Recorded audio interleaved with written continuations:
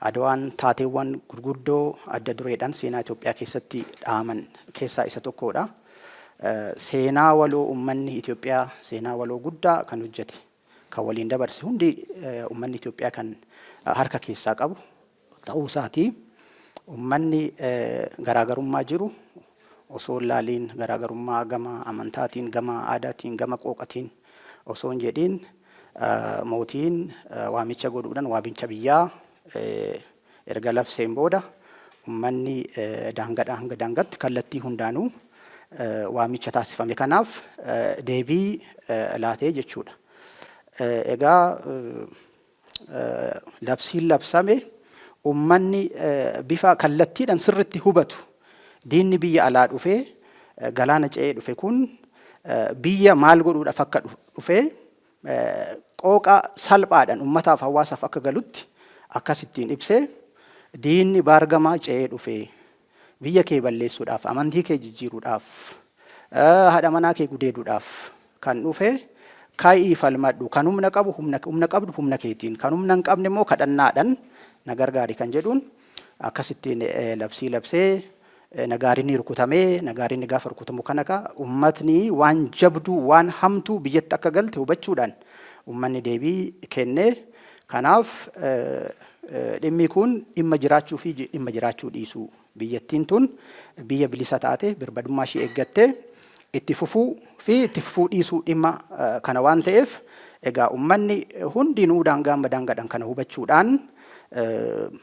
iddoo garaagaraati namoota gurguddoo masaafintoota makwaanentoota qotee bulaa amantii addaarraa kiristaana islaama waaqeffataa osoo hin jedhin badda daree gammoojidhaa ta'uudhaan qaama hawaasa adda addaa garaagaraa keessaa walitti bahuudhaan akkasittiin waraanni qotee bulaa ni jira kan idilee waraana idileen alatti akkasumas immoo namoonni ogummaa qaban kan sibiila faa qaran kan akka eeboo kan akka habalee yookaan immoo goraadee jennu sana ogummaa adda addaa kan qaban shammaaniin ni jira achi keessa kan uffata waaroon namaaf ta'u kan hojjetu hodhu dubartoonni ni jiru abbootiin amantaa ni jiru warreen hamileessan immoo bakka yeroo waraana deeman sana kan akka ministiriils yookaan immoo maal jedhan sila afaan oromootiin weellistoota haa jennuuni manguddoo gurguddoo beellanni illee gahee guddaa taphate waraana kana keessatti loojistiikii geejibaan tajaajiluudhaaf horii qalmaa kun hunduu kan irratti hirmaatedha. Namoonni hedduudha kan karaa deemanii gaafa karaa deeman kana kun galaanni dhumaa siinqiin dhumaa beelli hin jiraa dheebuun hin jiraa gaara bahuu tabba bahuu boqonqa qilee bahuu ni jiraa bakka karaan cuccufametti bosona cicciruudhaan karaa banuudhaan waraanni hedduudha waan ta'eef akkasittiin rakkinni siinqiitis gaa hin jira siinqiin amma bakka dhumaatti namaan hin ga'u hawaasni isaan keessa darban suni hunduu siinqii gumaachuudhaan aarsaa guddaa kaffalan maaliifin waraanni heddummaatee gaafa waliin deemu kana wanti nyaatan wanti dhugan waan baay'eetu jira namarra kanaaf egaa hawaasni isaan keessa darbaa deeman sunis siinqii galaa kennuudhaan gahee guddaa taphatanii kanaaf Adawaan yeroo tokkummaan biyyaa heddumminaan itti mul'ate birmadummaa fi walabummaa biyyaa dursa kennuudhaan garaagarummaa isaan jidduu jiru cinaatti dhiisuudhaan bukkeetti dhiisuudhaan uummanni kun tokkummaadhaan tokkummaa fedhii isaatirraa kan madde gubbaadhaa kan itti fe'ame osoo hin taane biyya itti fufsiisuudhaaf fedhii isaaniitirraa kan ka'e biyya jaalalarraa kan ka'e akkasittiin deemuudhaan balaa guddaa biyyatti dhufaa deemu kana tokkummaa isaanii cimsatanii bifa ittiin ofirraa qolan humna bakkaatti agarsiisanii jechuudha. Kanaaf teknooloojiidhaan xaaliyaaniin nu caalu teknooloojii sana immoo kan irra aanuu danda'an kutannoo guddaadhaan tarsiimoo cimaadhaan akkasumas immoo tokkummaa cimaadhaan tokkummaa asiif achi hin jenne hin xawalwaalleen kutannoo hedduudhaan ka'anii guraandhala 23 bara 1883 akka Itoophiyaatti injifannoo guddaa argamsiisanii sadarkaa Itoophiyaatti osoo hin taane akka ardii Afrikaatti akkasumas immoo sadarkaa addunyaatti illee injifannoo cululuqaa guddaa dhiibbaa guddaa fide Itoophiyaa ammataa ol qabachiisu qofa osoo hin ta'in uummattoota gurraacha biyya Awurooppaa, Ameerikaa, Kariibiyaan jiran kan daldala garbaatiin deeman hundinuu akkasumas biyyoonni Afrikaa kolonii jala galan hundi akka falmatan, akka mataa isaanii ol qabatan, akka biyya Itoophiyaa kanaan boonan adiin faranjiin injifatamuu akka dandeessu, akka dandahamtu kan agarsiisedha.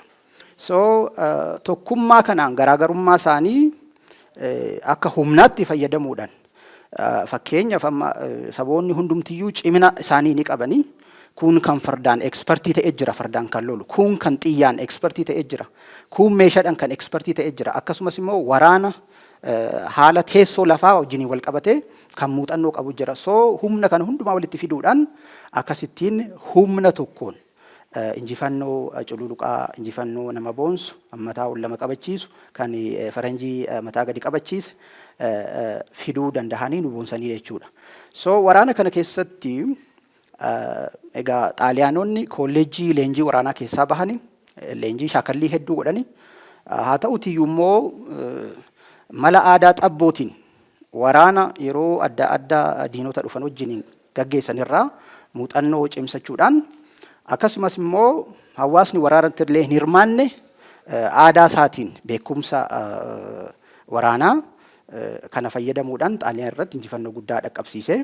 Istiraatejjiin isaan fayyadaman tokko keessaa bakka xaaliyaaniin dawoo godhatanii dallaa dhaawatanii jiran irraa kara dirree isaan itti taphachuu barbaadanitti fiduu.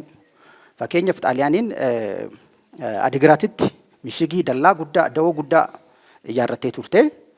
Achirraa dhufanii akka Adowaatti akka lolan kan godhe istiraatejii tarsiimoo Itoophiyaan fayyadamteen jechuudha.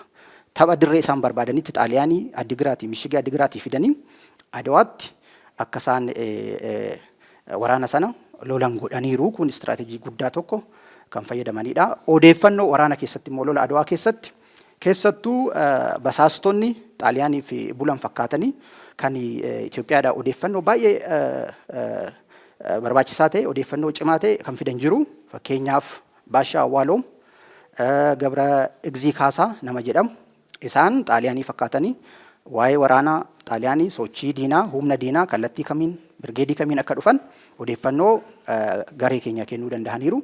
Akkasumas odeeffannoo sobaa waraanni Minilik siinqii dhabee galaa dhabee deemuu jira. Akkasumas dhibeen kaampii keessatti dhalate kan jedhu odeeffannoo dogoggoraa kennuudhaan ammas kaartaa waraanni birgeedii sadii xaaliyaanii gaafa Adowaa dhufu kaartaa dogoggoraa kennuudhaan birgeediin sadeenuu gargar akka faca'u godhuudhaan mala kanaan egaa kun mala qindaawaa ta'een wal hubachuudhaan odeeffannoo wal jijjiiruudhaan kominikeeshiniin ammayyaa ta'een jiru yeroo sanatti garuu mala beekumsaa xabboo qabaniin fayyadamanii xaaliyaanii akkasittiin akka ishii mo'atamtu taasisaniiru. Keessumattuu taaktikiin isaan fayyadaman malli isaan fayyadaman gaafa dirree waraana irratti diina mirgaa fi bitaa fi jidduudhaan hiriiruudhaan waraana isaanii diina ukkaamsuu humna kara duubatii fi kara giddugaleessanii humna guddaa godhanii mirgaa fi bitaadhaan humna muraasa wayii godhanii xaaliyaanii garri jidduu sun fuulduratti deema. Egaa aarsaa guddaa kaffalu walakkaa diina xaaliyaanii gargar baasuudhaan akkasittiin itti maranii itti naannawanii ukkaamsanii taaktikii akkasiitiin xaaliyaanii kan injifachuu danda'an.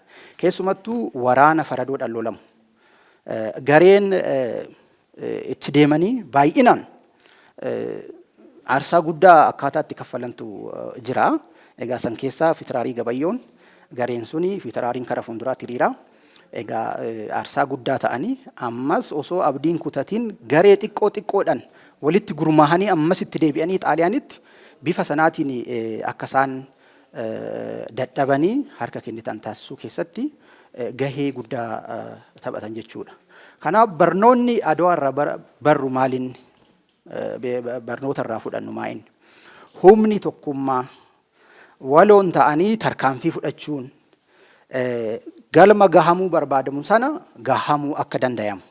Kunis birmadummaa biyyaa fi kabaja biyyaa tursiisuu eegsisuu akka danda'e kanarraa hubannaa jechuudha. Ammas tokkummaan hoo jiraate guddinii fi rakkina yeroo nu mudates cichoominaan keessa darbuu akka dandeenyu. Transportii geejiba ammayyaan qabani, communicationii ammayyaan qabani, loojistikiinsaa baay'ee rakkisaadha, ulfaataadha, akka ammaa kana haalli mijataa miti.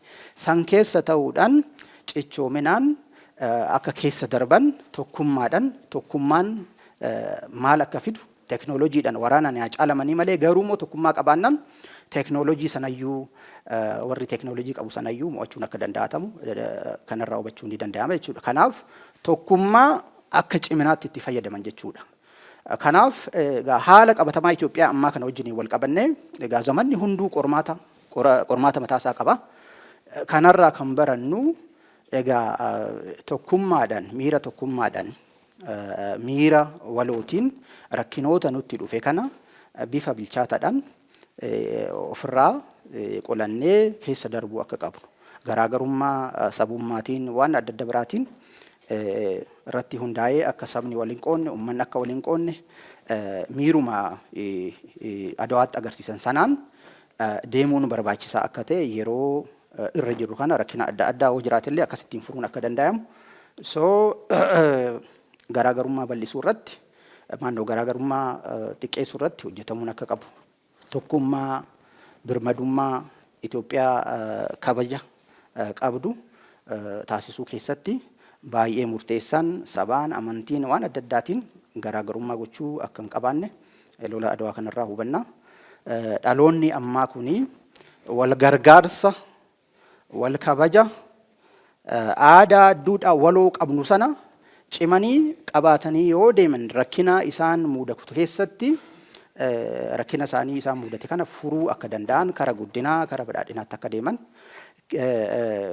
tokkummaan keessoo nageenya itti fufiinsa guddina itti fufiinsa qabuu fi egaa biyyattii ofiitiin boonuun akka fidu namatti agarsiisaa barnoota kanarraa fudhachuu dandeenya.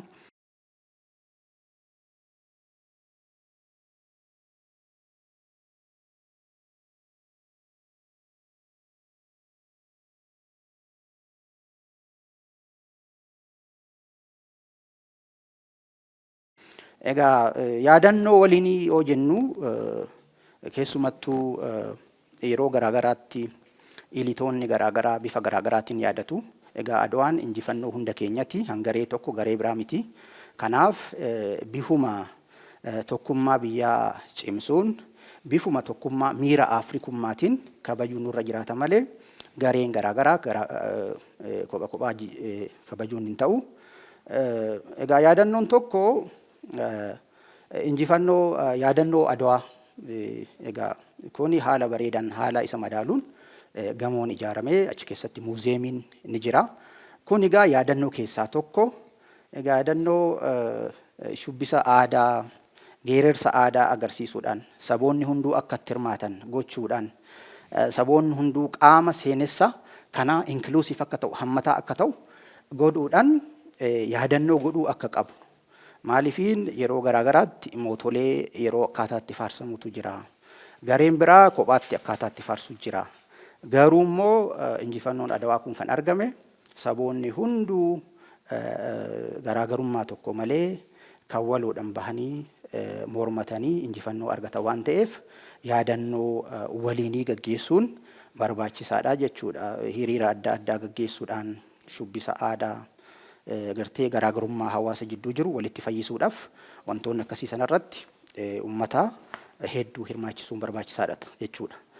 Pan Africanism Movement tokkummaa birmadummaa bilisummaa Afrikaatiif egaa gahee inni fidee jira. Adawaan akka mallattoo birmadummaatti fayyada. Biyyoonni Afrikaa akka nuun boonan akkasumas immoo uummanni gurraachi akka ofiin boonu kan taasisedha. Kolonializimii koloneeffattoota mo'atamuun akka danda'amu nu hubachiisa. Egaa sanarraa qabee Itoophiyaan giddugala Pan Africanism akka taatu giddugala tokkummaa Afrikaa Organization of African Unity dhaabbata tokkummaa Afrikaa bara 1963 dhaabbachuun ni yaadatama. Tokkummaa Afrikaa walitti fiduudhaaf akkasumas immoo warreen bilisummaa isaaniitiif mormatan kooluu galtummaa kennuudhaan leenjisuudhaan leenjii waraanaa bakka danda'ametti immoo gargaarsa meeshaa godhuudhaan kan akka Zimbabwee kana fa'aa kan akka Koongoo kana fa'aa ammas immoo Itoophiyaan yaa'u Aduwaadhuma humna onnee Aduwaa kanarraa kaatee biyyoota Afrikaa garaagaraa nageenya eegsisuu keessatti akka gahee guddaa taphattee hubanna.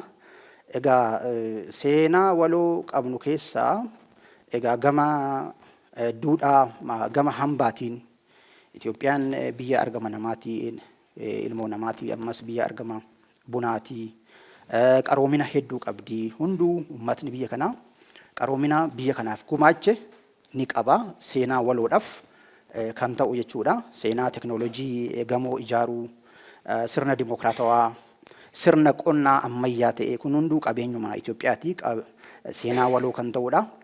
Gama hawaasummaatiin gama aadaatiin gama diinagdeetiinis akkasumatti hawaasni keenya hariiroo cimaa qaba. Seenaa waloo